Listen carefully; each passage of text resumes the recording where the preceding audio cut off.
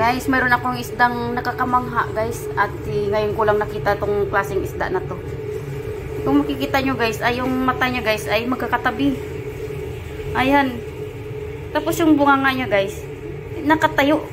Tapos yung mata, dalawa, magkatabi. Ayan. Kung makikita mo, nakakakalito talaga. Hindi kaya to butiti guys. Kasi ipapaksaw ko to eh. Baka mamamatay ako nito. Ayan. Ayan sa likod guys, puti. Puti siya, pero wala siyang mata dito sa kabila. Paano naman to? Ayan, puti. Ito ay kakaibang nilalang sa karagatan. Oh. Kakaiba talaga siya. Ayan yung mata guys, oh. Ayan, yung dalawang mata. Ayan, dalawang mata niya. Tapos yung bunganga niya guys. Ay, yung bunganga niya. Uy! Ah! Ito yung ipares ko sa paksaw ko guys. Ito. Magpapaksaw tayo guys. Ayan. Yung isdang, ito ay dala ng alaga ko kasi nangingisda kasi yung mga alaga ko minsan, mga kasama niya, mga kaibigan niya, parang naglalaro sa karagatan. Pero marami silang isda dala, palagi ganyan yan ulit itong isda. At ito ay first time ko din nakita yung isda na to, brown at saka puti. Ayan guys. Ayan, nabangan nyo guys kung paano ko to ipapaksiw guys, at saka anong lasa kaya nito. Hindi kaya ako mamamatay nito guys. Yung isda na to. Hindi kaya butiti to. Ayun ako, nakakatakot naman ito. Guys, ito na yung isda natin. Ayan yung isda natin guys.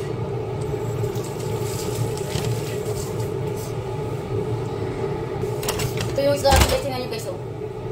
Ayan, puti. Dito naman, brown. Ayan. Yung mata na guys, magkatabi.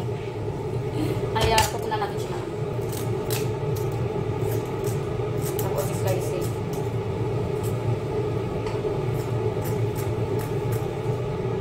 Pero wala siyang buto. Ano kaya to? Parang speedy. Ay, hindi naman siya speedy.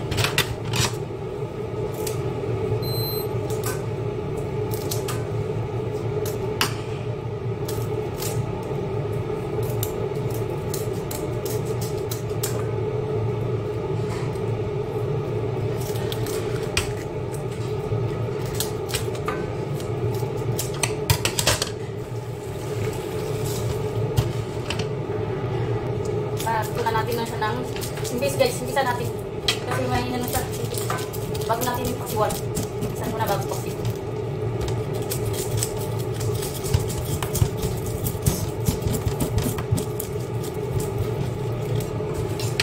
Ang bilis lang guys, no? Ganyan si Inday magtrabaho, mabilis.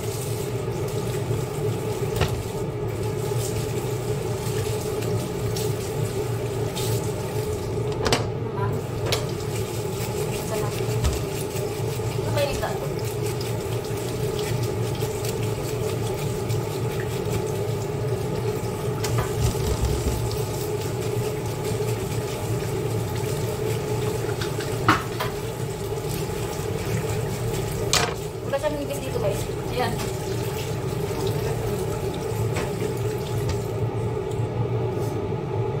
English, mas naman.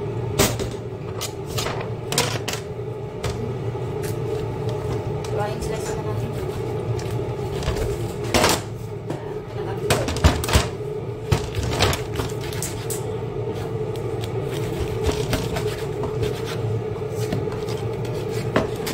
Ayan ang mga ano yun.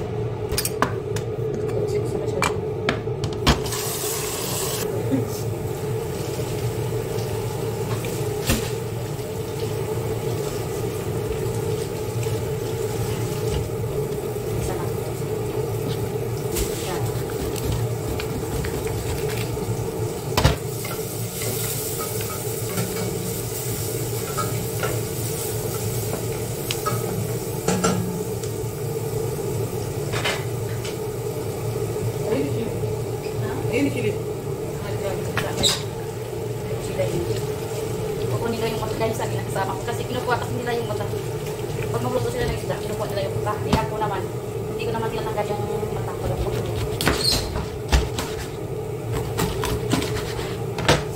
Sabi ko, hindi kaya ako mamamatay dito sa isda na to.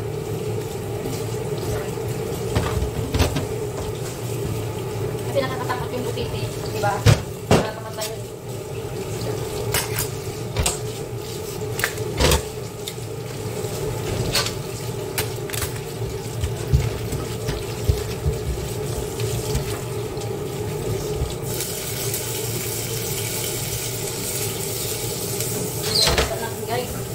mag-slice muna ako ng ano pala, ng garlic.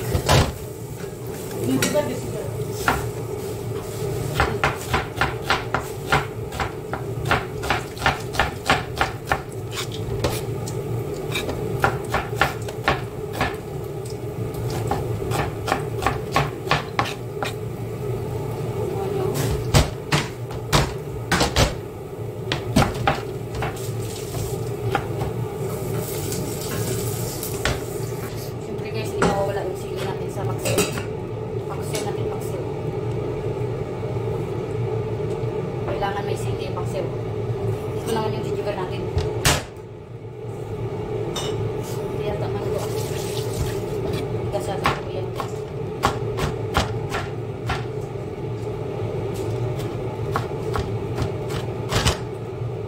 Ganyan kabilis ng trabaho guys para sayang yung oras.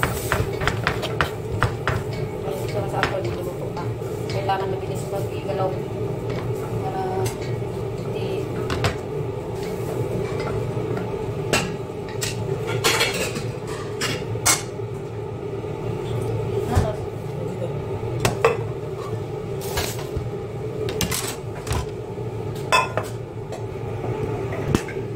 Ayan, pasensyaan nyo lang yung kaldero ko guys ha. Ito yung lutuan ko pag magluto ako. Pero malinis naman to. Kaso nga lang, ilagi siyang nababatukan na kaya umitim siya. Kahit anong mo hindi mawawala eh.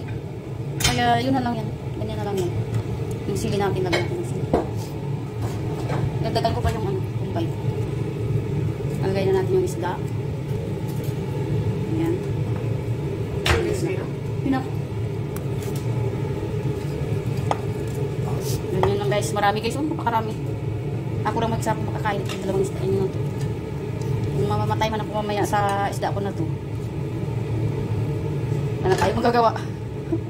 Goodbye in direct din. Dagdagan ko yung bumbay ko guys kasi medyo mali. Ayan guys, dagdagan natin yung dark onion. Mas masarap kasi pag maraming onion guys. Ayan. Lagyan natin. At ngayon ay lalagyan na natin siya ng mga spicy. Ayan na, lagyan na natin siya ng asin. Asin. Tapos black pepper. Lagyan siya natin ng black pepper. Tapos lagyan natin siya ng black pepper na yung bunga ng black pepper.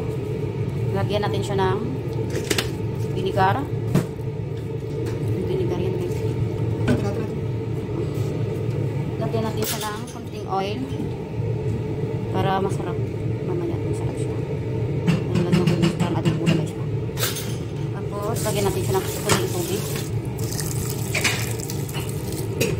Ayan.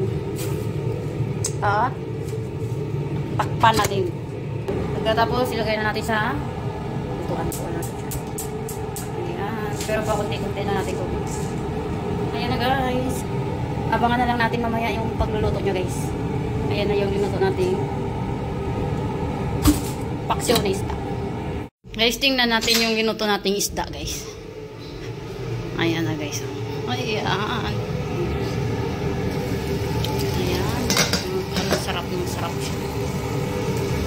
Ay, parang ayan guys, tingnan nyo guys. Pero parang malapot siya. Nilagyan ko kasi siya ng ano guys. Yung soy sauce. Yung soy sauce parang lumapot yung ano ko. Pero masarap siya guys. Okay na yan. Papatayin ko na.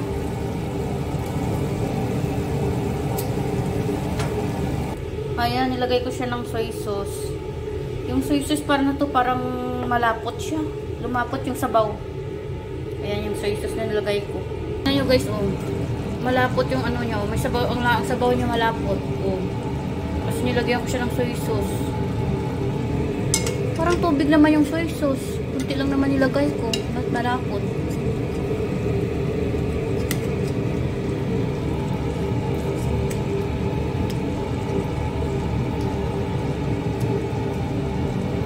Napakasarap guys. Grabe as in, masarap na masarap. Talagang masarap. Ayan yung isda natin kanina guys, kung nakikita nyo guys. At ayan na siya ngayon. Ayan, magsasaing tayo para rice natin doon sa isda natin guys. Kung makikita nyo guys yung bigas dito guys. Oh. Ayan kahaba yung mga bigas guys. Ayan oh. Mahaba siya. Ayan. Ang ganda ng bigas dito. Ito ay parang NFE sa Pilipinas, guys. At ito ay galing ng India. Galing ng India. Yung 50 kilos nito, guys, ay nagkakahalaga ng 2,000 yata sa Philippine money. 50 kilos. Malaking sako siya. Yun, mura lang yung bigas dito. Galing ng India. Dito kasi, yung mga Indian farmers kasi, talagang suportado ng gobyerno nila yung pagpa-farm. Kaya,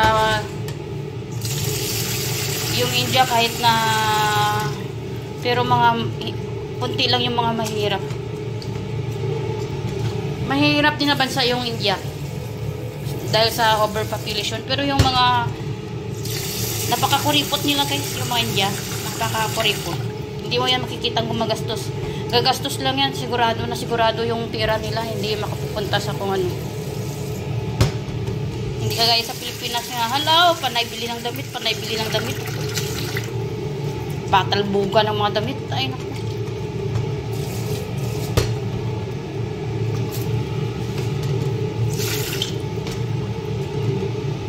Magpipit sila, magpipit, ayan.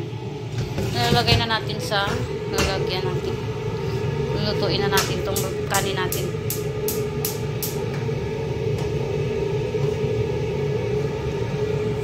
Alam nyo guys, pag makita to ng amo kong babae yung kaldero ng ganito guys, itatapon niya naman to guys. Pero hindi ko to itatapon, itatago ko to kasi sinasaingan ko to. Bakit nagaganito to guys? Lagi to kasi na batok. Palaging batok yung sinasaing ko. Alam nyo guys, pag yung kasama ko nasa kusina, ayan yung mga kaldero. Kasi, ayan yung mga kaldero. Hindi nila, tama lang mahugasan, hindi na nila kinikis-kis-kis na para luminis yung mga hindi. Kasi hindi ko na maagapan to eh. Hindi ko na maagapan kasi araw-araw maglilinis ako pagkatapos maglinis, maglaba. Pagtapos ko maglaba, maglinis na lang ko ng ang naiwan dito palagi yung itim na isa, dalawa sila. Kaya yan ang nangyayari. Ngayon uuwi yung kasama ko, yan puputi na yan kasi andito ako lagi sa kusina. Ako na yan mag-aasikaso niyan. Puputiin ko lahat yung mga kaldero na yan. Papakita ko sa iyo kung paano ko gagawin yan. Ang lusiman naman guys ay makikita mo to kahit saan sa Pilipinas. Ito nakita. Ito naman yung kisibra nakikita ko doon sa bundok. Sa Palayan. Ito nakikita ko sa bundok ng Sultan Kudarat malapit sa Suba. Ito ay Chinese pichay. Litos ang tatawagin dito. Ayan potato. Ayan naman yung kamatis. At ito naman yung tinapay. Ayan. Tinapay ng cream bread.